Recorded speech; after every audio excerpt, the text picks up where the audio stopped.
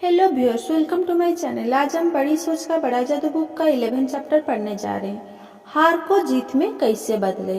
सामाजिक कार्यकर्ता और दूसरे लोग जो गरीब इलाकों का युगी बस्तियों में काम करते हैं, उनका कहना है कि इन दयनीय लोगों की उम्र, धार्मिक आस्था, शिक्षा और पृष्ठभूमियां अलग अलग होती है।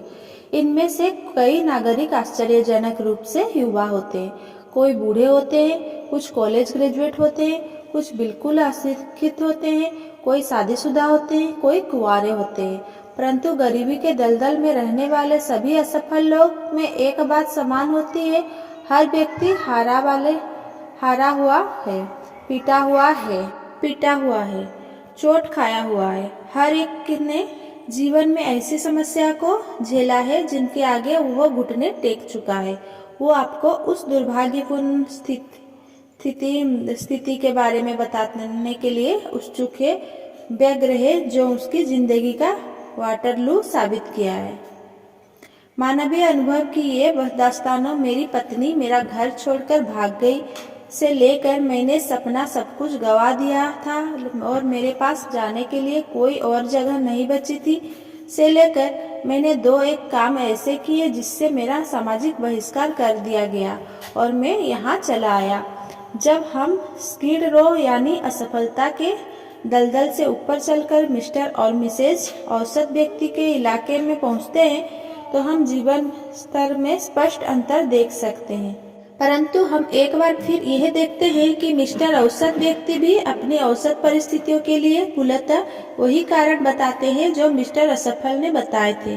अंदर से मिस्टर औसत व्यक्ति द्वारा हुआ महसूस करते हैं। जिन परिस्थितियों से वो चोट खाए, उनके घाव अब भी नहीं भरे हैं। अब वे अति सावधान हो गए हैं। अब वे रुक रुक कर चलते हैं, सीना तान कर नहीं चलते, विजयी सेनापति की तरह सिर उठाकर नहीं चलते, बल्कि हारे हुए असंतुष्ट सिपाही की तरह सिर झुकाकर चलते हैं। वे हारा हुआ महसूस करते हैं, परंतु वे अपनी औसत जिंदगी की सजा काटने की कोशिश करते हैं, वे जिसके लिए वे अपनी तकदीर को दोष देते हैं। इस व्यक्ति ने भी हार के सामने समर्पण कर दिया है, परंतु इसने यह समर्पण तार्किक रूप से, अच्छे ढंग से, सामाजिक रूप से स्वीकृति तरीके से किया है। अब जब हम सफलता की कम भीड़ वाली दुनिया में ऊपर चढ़ते हैं तो हम देखते हैं कि यहाँ भी हर तरह की पृष्ठभूमि से आए लोग मौजूद हैं।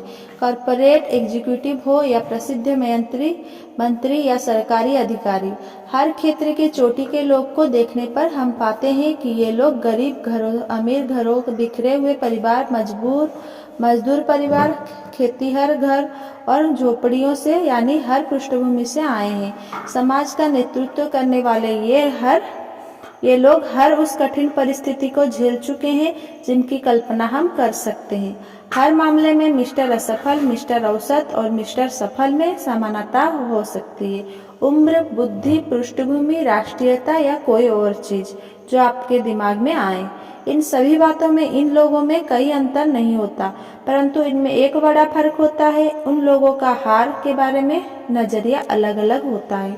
अब मिस्टर असफल गिर जाते हैं तो वे दोबारा नहीं उठ पाते, वे वहीं पड़े रहते हैं, कराहते हुए, अपनी चोट को सहलाते हुए। मिस्टर औसत अपने घुटनों के बल बैठ जाते हैं और रेंगने वाले लगते हैं, और अब जब वे थोड़ी दूर पहुंच जाते हैं तो फिर उठकर दूसरी दिशा में दौड़ लगा देते हैं ताकि वे दोबारा ना गिरे। परंतु मिस्टर सफल जब गिरते हैं तो उनकी प्रतिक्रिया भिन्न होती है।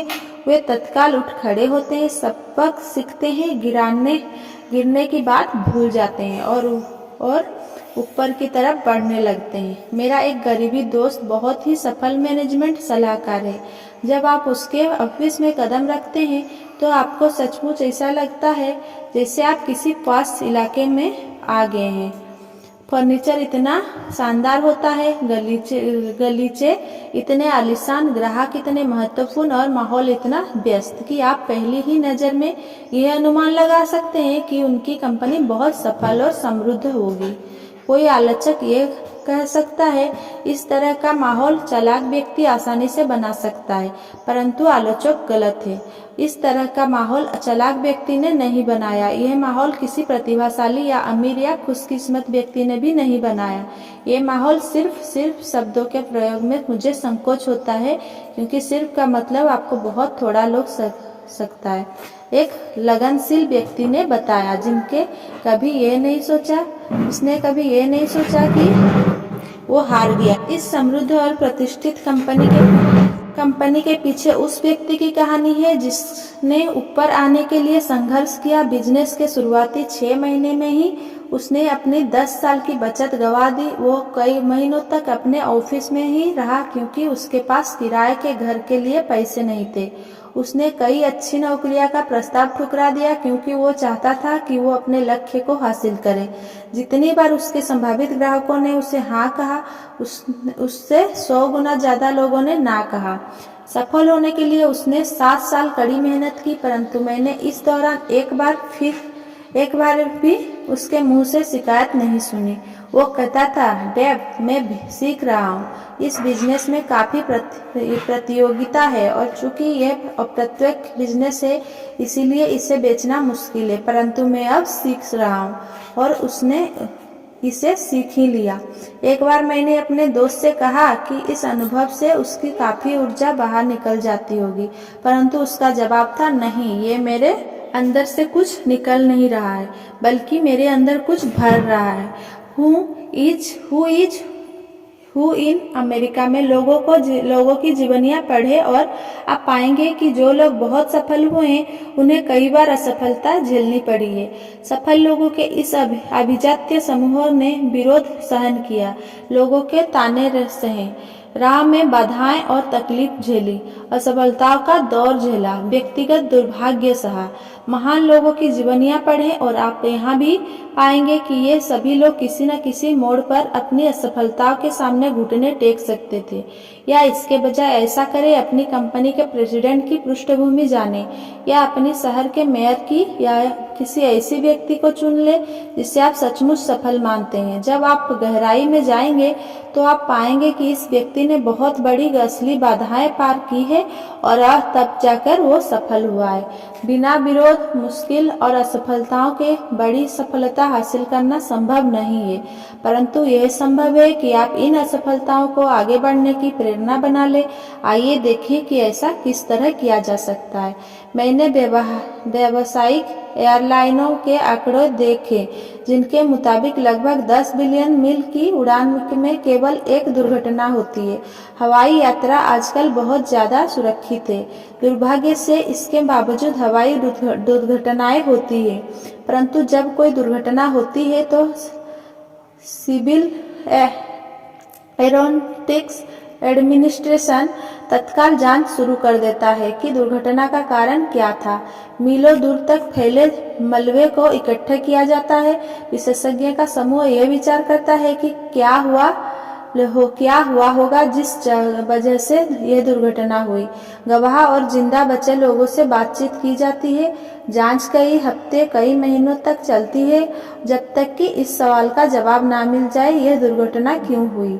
एक बार CAA की जवाब मिल जाता है तो तत्काल ऐसे कदम उठाए जाते हैं कि फिर कभी इस तरह की दुर्घटना ना होने पाए। अगर कोई दुर्घटना किसी तकनीकी खराबी के कारण हुई थी, तो उसी तरह के दूसरे जहाजों में उस तकनीकी दोष को दूर किया जाता है। अगर कोई यंत्र दोषपूर्ण होता है तो उसमें सुधार किया जाता है। आधुनिक हवाई जहाज में हजारों सुरक्षा यंत्र CAA की इसी तरह की जांचों के परिणाम स्वरूप तैयार हुए हैं। CAA के अध्ययन से हवाई यात्राएं पहले से ज्यादा सुरक्षित होती जाती है। असफलताओं से सीखने की प्रेरणा इसी को कहते हैं। डॉक्टर भी असफलताओं के सहारे बेहतर स्वास्थ्य और लंबे जीवन को सुनिश्चित करते हैं। अक्सर जब कोई मरीज किसी अनजान कारण से मरता है, तो डॉक्टर यह जानने के लिए पोस्टमार्टम करते हैं कि उसकी मौत का कारण क्या था। इस तरह से वो मानव शरीर की कार्यप्रणाली के बारे में ज्यादा जान पाते हैं और कई दूसरे लोगों की जिंदगियां बचा पाते हैं। Thanks for watching. Please like, share, comment and subscribe. Thank you.